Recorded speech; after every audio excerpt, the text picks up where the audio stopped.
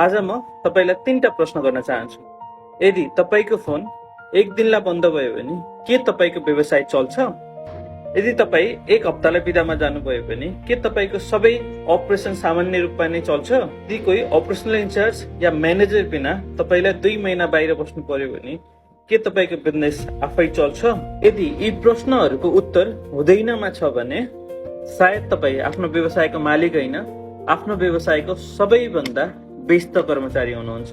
सुरुवातमा मलाई लाग्थ्यो सबै काम म आफैले नै गर्नुपर्छ।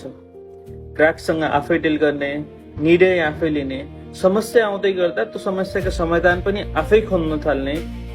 मलाई लाग्थ्यो म बिना यो व्यवसाय चल्नै सक्दैन।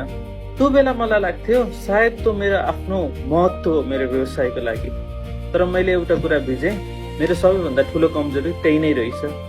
किनकि एउटा व्यवसाय आफ्नो मालिक बिना चल्न सक्दैन भने त्यो व्यवसाय होइन, त्यो मालिकको दैनिक मेहनतमा निर्भर भएको जागिर हो। त्यसपछि मैले आफूलाई सोध्ने प्रश्नमा एउटा सानो परिवर्तन गरेँ। म पहिले आफूलाई सोध्थेँ, आज मैले कति काम गरेँ? तर आज म सोध्छु कि मैले यस्तो सिस्टम बनाएको छु जुन म बिना पनि स्वतः काम गर्छ?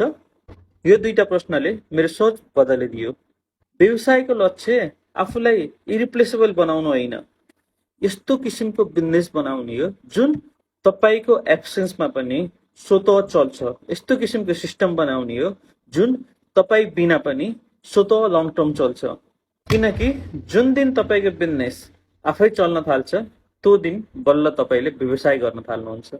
त्यसभन्दा अघि तपाई केवल एउटा जिम्मेवारी बोकेको कर्मचारी हो। फलो गर्नुहोस्, यो डे 19 हो।